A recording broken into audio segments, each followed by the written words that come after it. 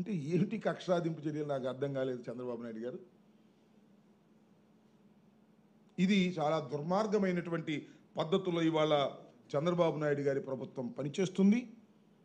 నేను ఒకటి మనవి చేస్తున్నా, బాబు గారు, చంద్రబాబు గారు, కలకాలం ఇలా ఉండదు నాయన. దీనికి నువ్వు మూల్యం చెల్లించక తప్పదు. నువ్వు చెల్లించకపోతే మీ అబ్బాయి ఎక్కడికి బారు. ప్రపంచం చూస్తూనే ఉంది, ప్రజలు చూస్తూనే ఉన్నారు, చట్టాలు చూస్తూనే ఉన్నారు.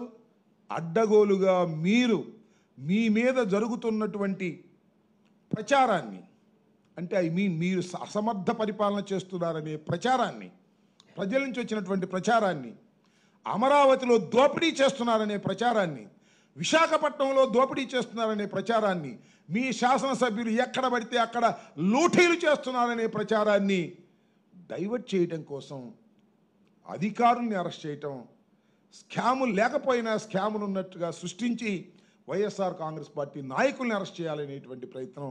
కాకాని గోవర్ధన్ రెడ్డి గారిని అరెస్ట్ చేయాలి, మిథున్ రెడ్డి గారిని అరెస్ట్ చేయాలి, ఎవరినైనా అరెస్ట్ చేయాల్సిందే. అందరిని అరెస్ట్ చేసి జైల్లో పెట్టాల్సిందే.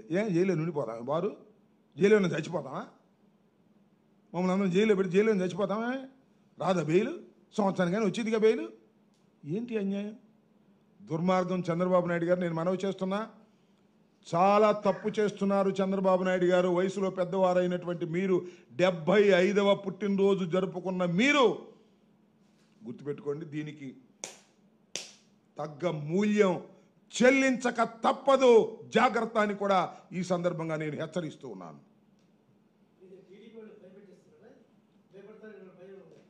మేము టీడీపీ వాళ్ళని భయపెట్టవా? ఇది ఎక్కడ కూడా పోయా బాబు. మమ్మల్ని భయపెట్టకపోతే చాలు. మమ్మల్ని గదిలో పెట్టి కొడతంటే మాట్లాడాల్సి వస్తుంది. ఏం చేయాలి మేము? నేను చెప్తానయ్యా, నువ్వు చెప్పావు కదా. ఏ ప్రభుత్వం చంద్రబాబు ఏమో ఉట్టిగట్టు ఊరేగుతాడా? జీవితాంతం ఆయనే ముఖ్యమంత్రిగా ఉంటాడా? లేకపోతే వాళ్ళ అబ్బాయి ముఖ్యమంత్రిగా ఉంటారా? వచ్చి మారవా ప్రభుత్వాలు? ఎంతమంది ముఖ్యమంత్రులు వచ్చారు ఇక్కడికి? నేను రాజకీయాల్లోకి వచ్చిన తర్వాత 300 మంది ముఖ్యమంత్రులు వచ్చారు. చంద్రబాబు అపోజిషన్లోకి వెళ్ళాడు. శాస్త్రం ఉంటాడు చంద్రబాబు అధికారంలో. నువ్వు అపోజిషన్లోకి రావా? ఓ రోజు అటు ఇటు అంతేగా. ఇవన్నీ మర్చిపోతారా? ఇవన్నీ ప్రెసిడెంట్స్ కావా? ఇవన్నీ సాంప్రదాయాలు కావా? ఏంటిదని అడుగుతా ఉన్నా. భయపెట్టవలసిన పరిస్థితిలో మేము ఉన్నామా? భయపడాల్సిన పరిస్థితిలో ఉన్నాం. భయపడాల్సిన పరిస్థితిలో ఉండి గుండె ధృతివ చేసుకొని రాటు తేలుతున్నాం. మిలిటెన్సీతో ముందుకు వచ్చేటటువంటి పరిస్థితి మీరు కల్పిస్తున్నారు.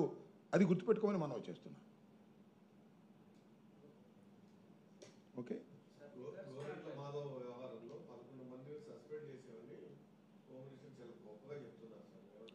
అది అసమర్థత. నిజంగా ఆ 11 మంది తప్పు చేసినట్టు అయితే హోంమంత్రి రాజీనామా చేయాలి. తన డిపార్ట్మెంట్లో ఒక మాజీ పార్లమెంటు సభ్యుడిని అరెస్ట్ చేసి కోర్టులో ప్రొడ్యూస్ చేసే సమయంలో మరి వాళ్ళు ఏం తప్పు చేశారు నాకు అర్థం కాలేదు. 24 గంటలలోపే ప్రొడ్యూస్ చేశారు. దానిలో ఇంక సస్పెండ్ చేసే అవసరం ఉంది. అంటే గోరంట్ల మాధవ్కి సమాచారం ఇచ్చారు. ఎవరు? ఆ కిరణ్ అనే వ్యక్తి గోరంట్ల మాధవ్కి సమాచారం, అరెస్ట్ చేసి తీసుకొస్తున్నామనేటువంటి సమాచారం ఇచ్చారని కూడా ఎవరు అంటున్నారు. మరి ఎంతవరకు నిజమో నాకు తెలియదు అవ్వదు. కానీ ఎస్పీ గారు చెప్పాడే, మీరందరూ కూడా ఉన్నారు కదా రోజున. అదేమో రహస్యం ఉంది, మేము ఇక్కడ ప్రొడ్యూస్ చేస్తామని చెప్పాము. ఎస్పీ ఆఫీసులో మీటింగ్ ఉంది, ప్రెస్ మీటు, కిరణ్ తీసుకొస్తున్నామని చెప్పాము. అదేమో రహస్యం కాదని చెప్పాడు కదా ఆయనే. ఎందుకు అసలు 11 మందిని మీరు సస్పెండ్ చేశారు నాకు అర్థం కాల. ఒక ఆయన వీఆర్కి పంపించారు. ఏంటి మీకు ఏమైనా కక్షలు ఉన్నాయా నిజంగా? ఫోన్ అవకాశమా? నాకు తెలియగలుగుతానయ్యా. రిమాండ్కి వెళ్ళే ముందు పోలీస్ కస్టడీలో ఉన్నప్పుడు భోజనం బెటరా, మంచి లేవరా? ఎవరు టక్కన ఫోన్ తీసుకొని ఇచ్చాడు. ఇప్పుడు నన్ను అరెస్ట్ చేశారు అనుకోండి, కాసేపు గవర్నమెంట్ హాస్పిటల్కి వెళ్ళిన తర్వాత టక్కన ఎవడో తీసుకొచ్చి నీ ఫోటో ఇచ్చాడు, టక్కన మాట్లాడాడు, లాక్కుంటారా? దాంతో ఉద్యోగాలు పోగొడతారా? ఫోన్లో ఏం మాట్లాడాడు? తప్పుపోవడానికి ఏమైనా ప్రయత్నం చేశాడా? పోలీస్ కస్టడీలో ఉన్నప్పుడు ఫోన్ మాట్లాడటమే నేరం అయితే you have to ask explanation. Suspend చేసేస్తావా? ఏంటిది? హోంమంత్రి రాజీనామా చేయాలి దానికి. అది తప్పు అయితే ఏంటిది? దుర్మార్గం. అన్యాయం అక్రమం జరుగుతూ ఉంది. చంద్రబాబు నాయుడు గారికి ఎవడైనా ఒకటేనండి, అతను ఒకటే నిర్ణయానికి వచ్చాడు. ఆ పెద్ద మనిషి నన్ను అరెస్ట్ చేసి 53 రోజులు పెట్టారు, నాకు అనుమానం ఉండుండల్లా లోపలేసేస్తాను అంటున్నాడు. అంతే, రెండో పని లేదు. సంక్షేమం లేదు, అభివృద్ధి అంతకంటే లేదు. అప్పులు, క్యాష్ కొట్టుకోవటాలు, లోకేష్ బాబు ఈయన కనపడేలా లోపలేసేయటాలు అంతే అని అనుకుంటున్నాడు. గ్యారంటీగా మూల్యం చెల్లించక తప్పదు. చరిత్ర అన్నీ గమనిస్తూనే ఉంటుంది, గుర్తుపెట్టుకోవాలని కూడా ఈ సందర్భంగా చెప్పదలుచుకున్నాను. ఏమో ఏ రూపంలో ఉంటుందో మనం ఏం చెబుతాం చెప్పు, ఏ రూపంలో అయినా ఉండొచ్చు. మూల్యం ఏ రూపంలో ఉంటుందో భగవంతుడు ఏమి నిర్ణయిస్తాడో, ప్రజలు ఏమి నిర్ణయిస్తారో మనం ఏం చెప్పగలం చెప్పండి. మూల్యం ఏ రూపంలోనైనా ఉండవచ్చును. దుర్మార్గం చేసిన వాడికి, అన్యాయం చేసిన వాడికి, అబద్ధాల కోరుకి, ప్రజల్ని మోసం చేసిన వాడికి, ఎన్నికల ముందు అరచేతిలో వైకుంఠం చూపించి ఎన్నికల తర్వాత నరకం చూపించే వ్యక్తికి మూల్యం ఏ రూపాన భగవంతుడు ఇస్తాడో మనం చెప్పలేము. ప్రజలు ఏ రూపాన్ని ఇస్తారో మనం చెప్పలేము. అది వెండి తెర మీద చూసుకోవటమే. నాకు మాత్రం ఏం తెలుసు, నేనేదైనా మూల్యం చెల్లించేది నా పాత్ర నాదేమన్నా ఉంటే నేను చెప్పగలను.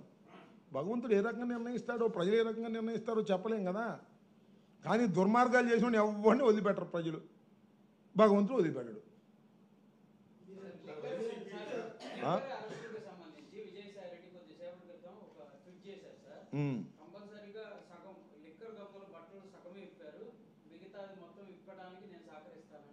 అంటే ఆయన కూడా ఇప్పేస్తే మొత్తం ఇప్పేసి ఉంటుంది. ఆయన కూడా ఇప్పేస్తే సగం ఆయన సగం అయి ఉంటుంది. ఏదో పిచ్చి ఏదేదో మాట్లాడుతుంటాడే. ఇప్పుడు పార్టీ నుంచి బయటికి వెళ్ళిన పెద్ద మనిషి ఆయన. పార్టీ నుంచి బయటికి వెళ్ళిన తర్వాత మా మీద బుర్ర చల్లడానికి సిద్ధించుకున్నాడు. చంద్రబాబు చేతిలోకి వెళ్ళిపోయాడు. ఏముంది దానిలో, ఏదైనా మాట్లాడతాడు. అలాంటి వాటికి ఏం సమాధానం చెబుతాం అడ్డుగోలుగా మాట్లాడే వాళ్ళకి? మా పార్టీ నుంచి బయటికి వెళ్ళిపోయాడుగా. ఇక మా పార్టీ మీద బుర్ర చల్లే కార్యక్రమం చేస్తున్నాడు. చేసుకొని ఎవడు కాదంట, ఇలాంటి చాలా చూసాం.